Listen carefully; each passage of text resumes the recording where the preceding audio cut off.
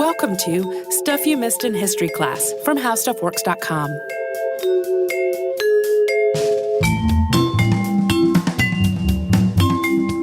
Hello and welcome to the podcast. I'm Holly Fry. And I'm Tracy B. Wilson.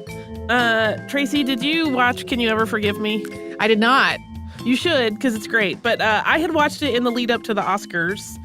And in it, the main character, who's based on a real person, Lee Israel, claims that she is working on a Fanny Brice biography. I promise to anybody who has not seen the movie, this is in no way a spoiler. There is a minor spoiler I will give you, which is that one other character says, "Who the heck cares about Fanny Brice?" And I'm like, I do.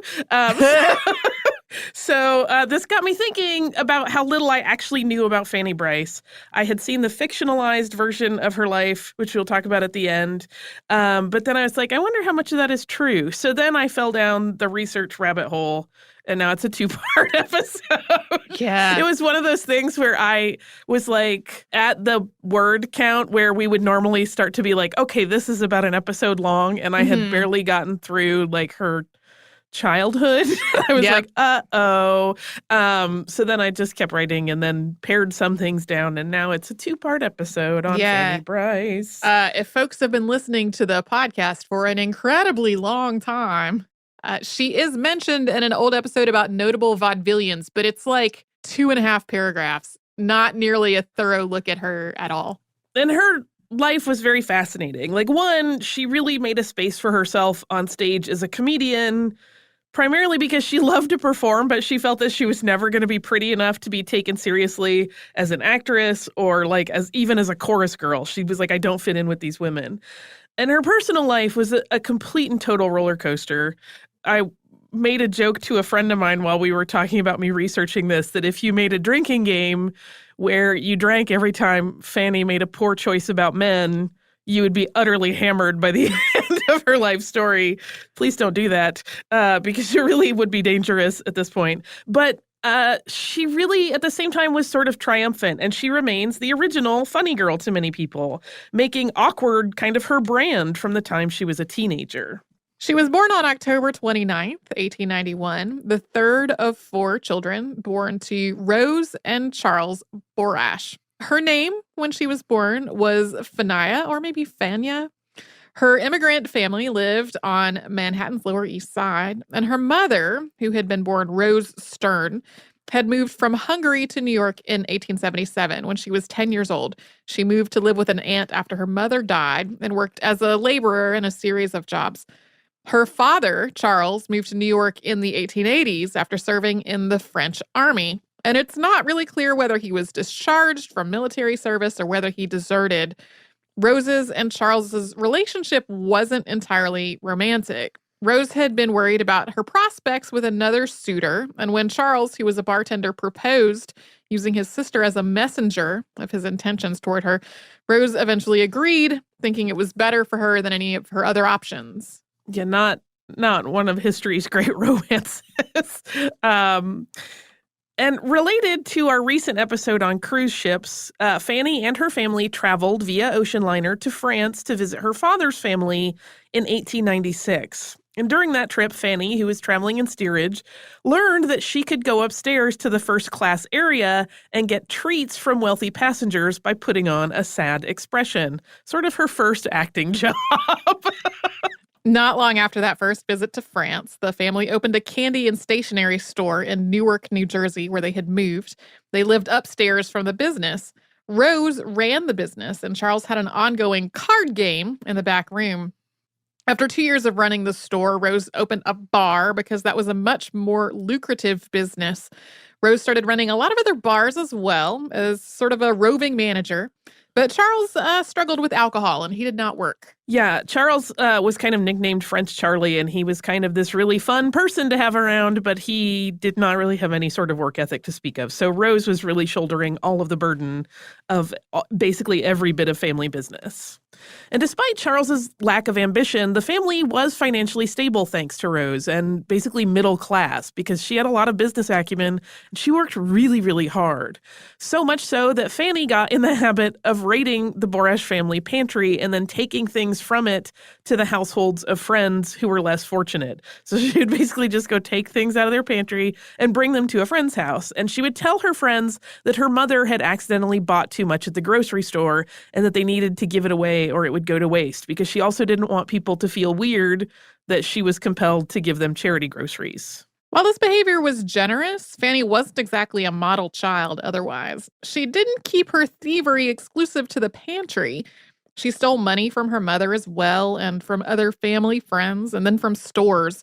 She got caught stealing art supplies from a department store with her brother, and that scared her straight on the matter of shoplifting. But she also exhibited an entrepreneurial spirit as a kid. She had the classic lemonade stand to make some cash. She gave sewing lessons to friends for a small stipend as well. Yeah, she kind of inherited her mother's proclivity to just hustle all the time and always be trying to make money, which is really smart and astute. I kind of wish I had had more of that as a kid. But performing was also a part of Fanny's early life. So when her family had Sunday brunch, they would have it in the bar, and she would get up on the counter and entertain her parents and her siblings. Her performances got applause and nickels from her father, Charles, who thought it was all delightful. Her mother was a little less enthused with this whole performance. When she was 10, Fanny started working in a Newark department store as a gift wrapper. It was a pretty short engagement because Fanny told her coworkers that her mother had died and that her father was blind and the whole family was destitute. So her coworkers organized a clothing drive for her, and that got the attention of the store management, who contacted her mother. Her mother naturally was mortified, and then Fanny's job was over. Yeah. Rose was mortified not just because her daughter had lied and said she was dead, but also because she was a regular customer at this store. Oh, no. And had worked really hard to be like a middle-class woman. And so then to have people think she was destitute was horribly embarrassing. There were multiple levels of mortification going on there. Fanny's parents separated the following year. Rose moved out with the children, and she became a realtor. She left the bar business behind. Charles became a bookmaker at the local racetrack, and while Charles initially visited the children often, those visits were always pretty brief and carefully timed to periods when Rose was out of the house working. Fanny started her career as a professional actress, sort of in quotation marks, during that time. She charged her school friends a penny to see her perform melodramas in the basement of her house. I did this in the basement of my house when I was a child, but I didn't charge people a penny. I know, me too. I'm like, I could have been making bank off of that. They could also bring a piece of fruit if they did not have a penny. And she used her acting skills much the same way she had on their crossing of the Atlantic to Europe to get things like free fares on the trolley to Coney Island and snacks for herself and her brother Lou, who was her ongoing accomplice in all of this mischief. Yeah, they were pros at basically like looking like sad, destitute children, and people would be like, oh, do you want some candy, a sandwich, an apple? Like they were always basically like making free ride vacation days for themselves. She also answered a job listing to work as a page in a dress shop, running errands and the like, and she skipped school to work there every single day until her mother discovered the situation. But that pattern was already set. Fanny had been so cavalier about attending school that by the time she was a teenager, she was 4 years behind her peers, which made her not want to go because that was embarrassing and a pain in the neck to try to catch up. And so she skipped and fell even further behind. Most people estimate that really in terms of attending school, 8th grade is about as far as she really got. On a Thursday night in 1906, Fanny decided to try her luck at a Brooklyn vaudeville theater's amateur night, sort of. The plan when she went to the theater was just to watch from the audience. But when she and her friend got there, they realized they did not have enough money for tickets. So Fanny lied and said that they were performing so that they could get in through the stage door. They figured they would watch for a while and then leave. But then she got pushed onto the stage by the stage manager without any warning. This was initially quite scary for the teenager, and she nearly started crying. Fanny was a ham, but she was not expecting any of this to happen, so she was really ill-prepared. But with encouragement that was being shouted from a few kids in the audience who knew Fanny and had watched her perform in the neighborhood, She eventually asked the orchestra to play a ballad that she knew, and she started singing. And when it was over, the crowd cheered, and Fanny ended up collecting more than $4 in coins that had been thrown onto the stage, as well as the amateur night prize, which was $10. And then the theater owner, Frank Keeney, told Fanny that she should try out at other amateur contests as well. Fanny took this advice and she started performing at other amateur nights all around Brooklyn. She won the majority of them that she entered. She also started developing an actual act with specific songs and an occasional comedy bit. She would go to these shows to compete and perform, and she would make as much as $30 a week. She gave most of this to her mother, but she realized that she would not be able to be an amateur forever. And she also felt the pull of Manhattan. Yeah, that habit of giving her money to her mother lasted really almost throughout her life. Rose also decided to move herself and the kids to Manhattan. So Fanny was not the only one who was thinking she would like to move there. And they all relocated to East 82nd Street. And once there, Fanny hustled like crazy to get a real entertainment career going. She wasn't even 15 yet, but she understood that she had to make connections if she wanted to get anywhere. So she hung out where performers did so that she could make those connections. And through those connections she was able to forge, she and a friend were able to get bit parts in the play A Millionaire's Revenge at the West End Theater. As part of the play, Fanny, who appeared under the name Jenny Waters, played an artist's model who popped out of a pie. One night when the play was being staged on tour in Pittsburgh, an accident tipped the pie stage piece over while Fanny was still inside of it. She was cut by the light bulbs that were part of this piece of scenery. That was the end of her run in A Millionaire's Revenge. And we're about to get into the next phase of Fanny's early work in show business, but first we will pause for a quick word from one of our sponsors.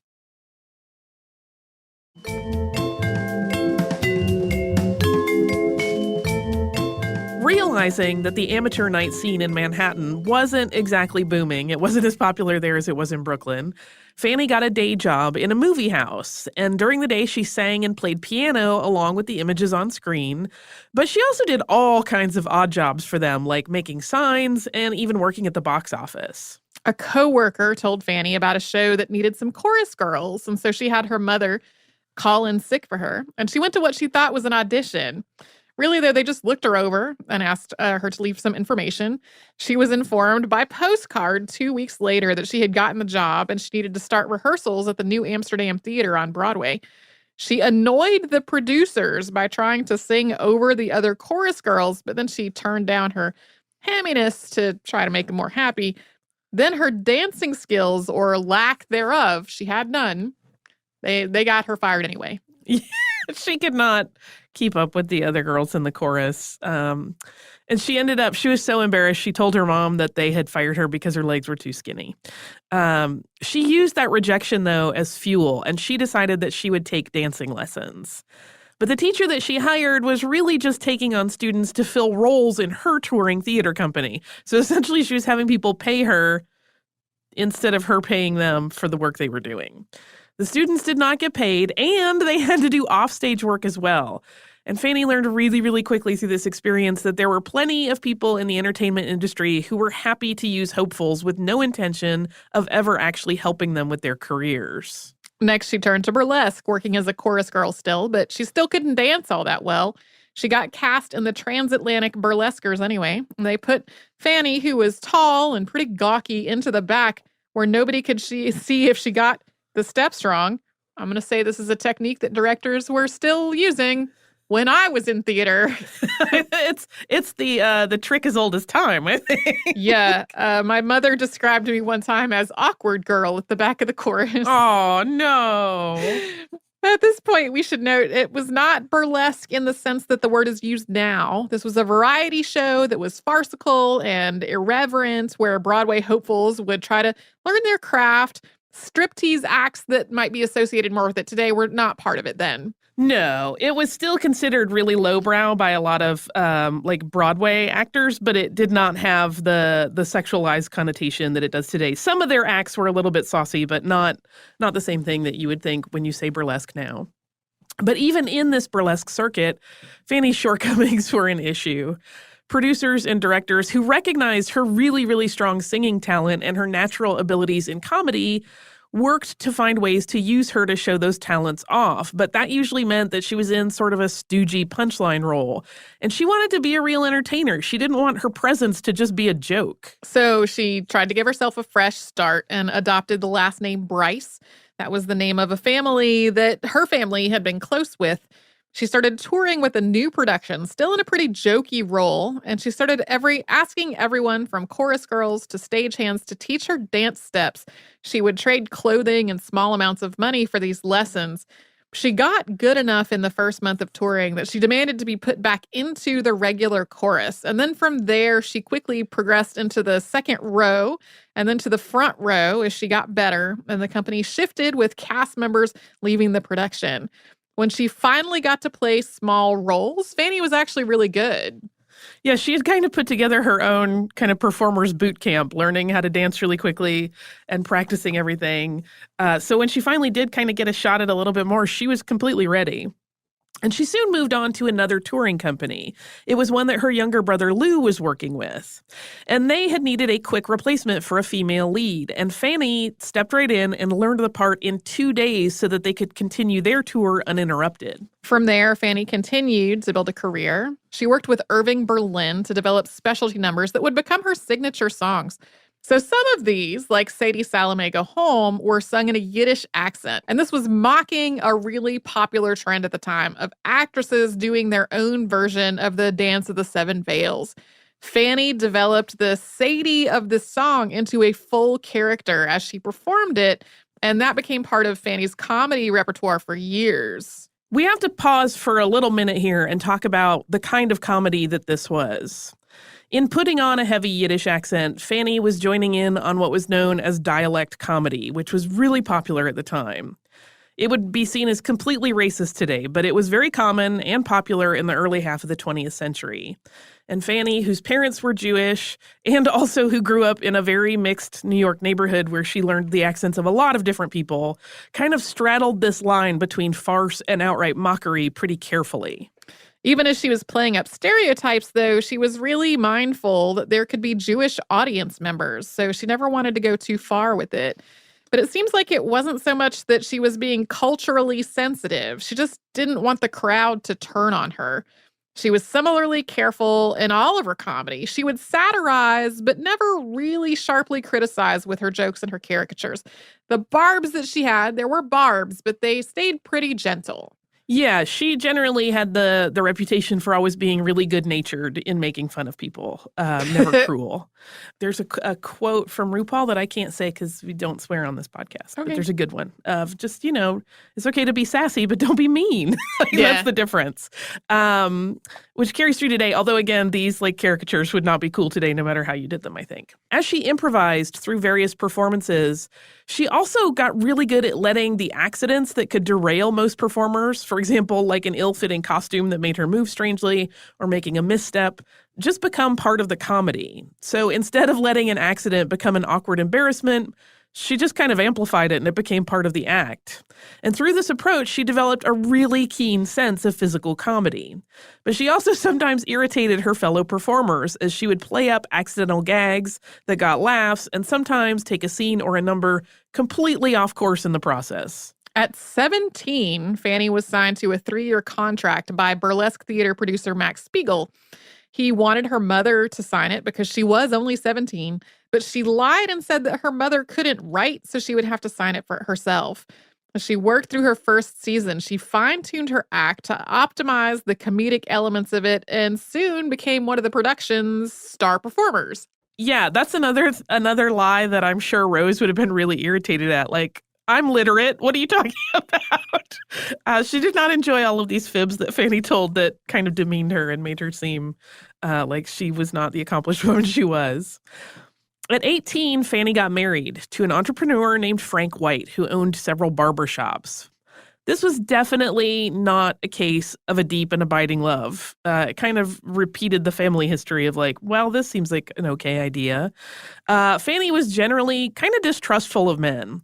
She felt she was not a great beauty, and so she presumed that men who acted interested in her were being patronizing or were just, they wanted something, and that was it. But Frank had followed her from city to city while she was on tour to see Fanny every night and take her out to dinners. And even though she did not love Frank, she agreed to the wedding, in part with the encouragement of a friend of hers who was like, but then you'll be settled. You'll be a wife and have a life. The marriage, however, was as brief as the courtship. And after just a few days together, Frank left Fanny on the road with her theater troupe. They never saw one another again.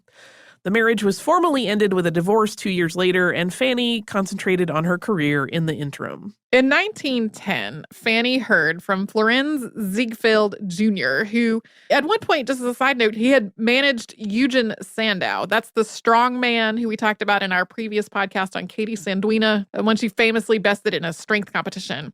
So Florenz Ziegfeld sent Fanny a telegram, and it read, quote, "Will you come to see me at your earliest convenience stop? Florenz Ziegfeld."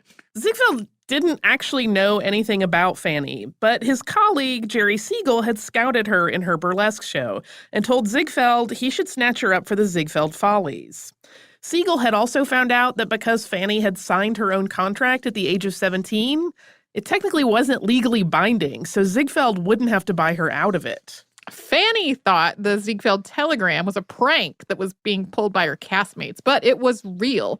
And after she had a brief meeting, she was signed to the Ziegfeld Follies for 2 years. She was making $75 a week for the first year and $100 a week for the second year. Her mother, Rose, later negotiated that to $100 for the first year and $150 for the second, which is sort of evidence that maybe Fanny could have been relying on her mom instead of lying about her. Right. And that's like kind of touted as the one time Rose ever got involved in Fanny's contracts. But clearly she did the right thing. So maybe she should have been involved more. Things did not go super duper smoothly for Fanny in her new job as a Ziegfeld girl. But we're going to get into that after we hear from one of the sponsors that keeps Stuff You Missed in History Class going.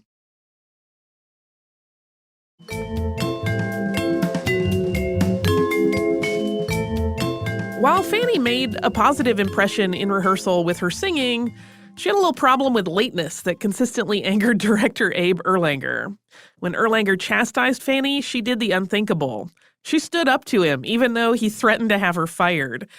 She basically copped to the fact that she was late, but she was like, nobody gets to talk to me like this.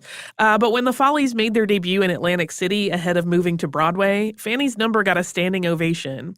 And she told Erlanger that he owed her an apology as she exited the stage. Both Fanny's first and second season with the Follies were a little underwhelming in spite of that really auspicious start. She was often seen as one of the anchors of the production, but overall, neither the 1910 or 1911 touring shows were especially huge hits.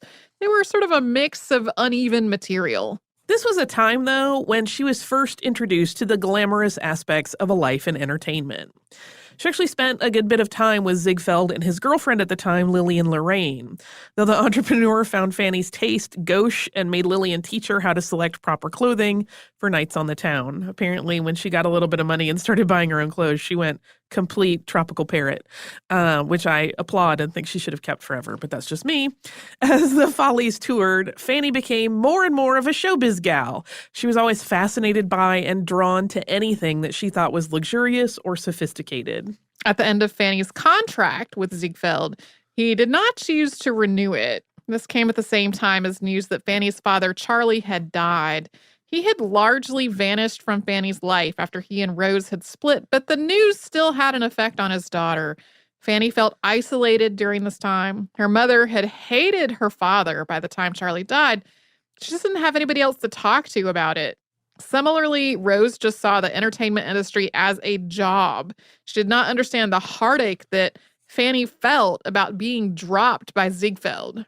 And there is, incidentally, a little bit of inconsistency about Ziegfeld dropping Fanny and whether he actually intended to or not. So the Follies company manager, Ed Rosenbaum, had told Fanny that Ziegfeld did not want to see her when he was delivering a message to one of her colleagues that she was with that the producer did want to have a meeting with. He basically said, he wants to see you, not you. And Fanny took that as the sign that she was done.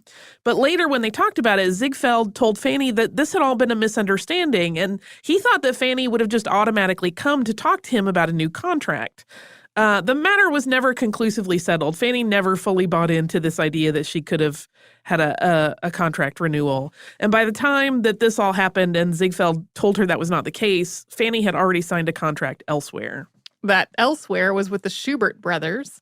Fanny asked for and got $450 a week with the Schuberts. That was way more than she had made with Ziegfeld. And she had signed with them just days after the end of her time with Ziegfeld. So while she had money saved up to live comfortably for at least a year, she didn't need to dip into her savings that much, just long enough to fill a really small gap of a few months before her work with the Schuberts started. She ended up taking a vaudeville job during that time. She was hugely successful there, with one reviewer saying, quote, "Miss Brice is chock full of unction and has a keen sense of travesty." I absolutely love that line. I so want deeply. it on a shirt. What if we did that? I think we can. Fanny's first show with the Schuberts was the touring version of Whirl of Society, which had already been on Broadway starring Al Jolson. And the tour was expected to be a moneymaker because Jolson had agreed to stay for it. So the Schuberts just thought, we're going to rake in cash left and right. Fanny's part was written in for her. It was a maid named Marcel who spoke with a heavy Yiddish accent, so it played on that kind of comedy she had been doing. But she and Jolson had some friction because he complained about one of her songs, which she sang in what she believed was a black dialect comedy style, and he did not like it. That song was cut from the show after his complaints. Early on in her run with the Schubert troupe, Fanny met a man named Jules Whitford Arnstein, who went by Nick Arnold when they met after a performance of Whirl of Society in Baltimore. Fanny and a friend from the show went to Nick's suite with another man named Frank McGee for dinner the next week when the show was in Philadelphia. Fanny was impressed by the fancy digs, but it was the bathroom that really captured her heart. Brice would later say that she was born again in Nick's bathroom because she was so completely taken with his monogrammed silk pajamas and his fine toiletries and his multiple toothbrushes. Some reports say that he had 7 toothbrushes. She thought that she had at last met a man of complete refinement and good taste, and she became completely enthralled with him. Really, though, this man was a mess. He claimed to be a businessman, at least to Fanny, but in reality, he was a con man, a gambler, and a swindler. He had an arrest record. He had been taken into custody several times in various European cities. He told Fanny about that, but not about his wife, Carrie Greenthal. Fanny found Nick's history, at least what she knew of it, sort of thrilling and romantic. Oh, Fanny.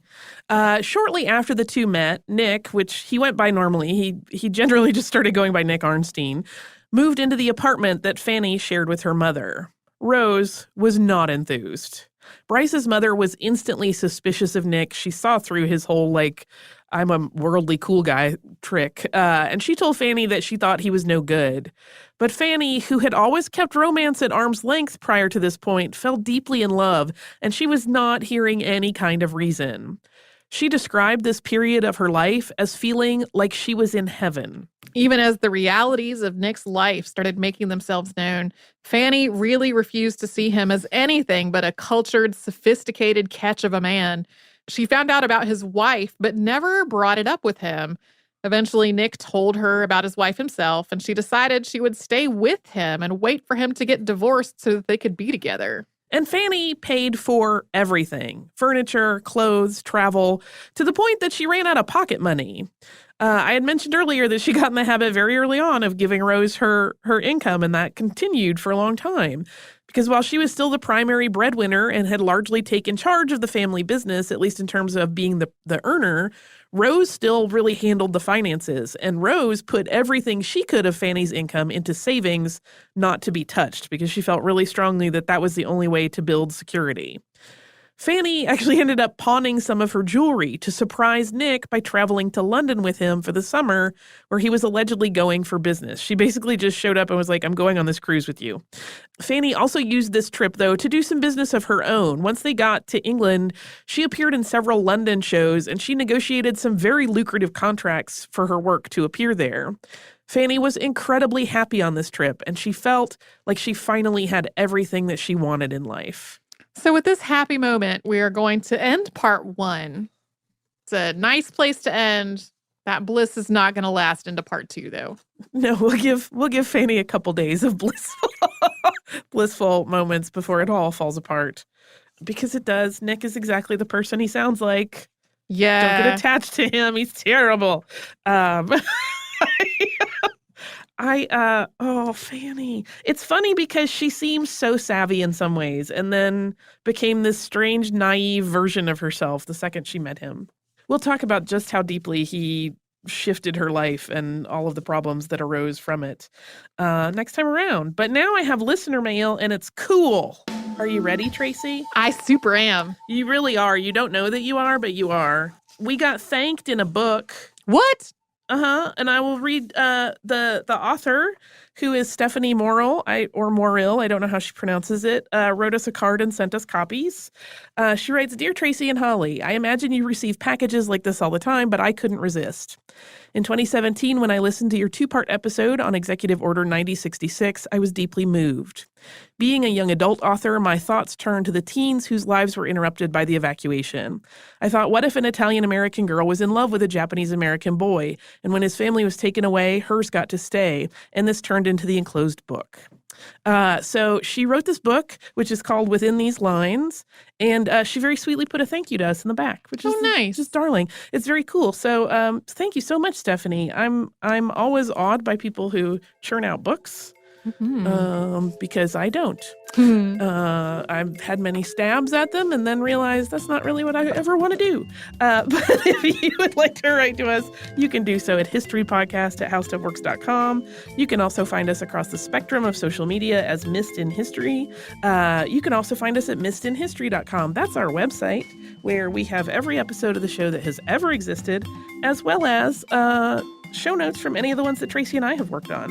You can also subscribe to the show, and we hope that you do. You can do that on the iHeartRadio app, at Apple Podcasts, or wherever you get your podcasts.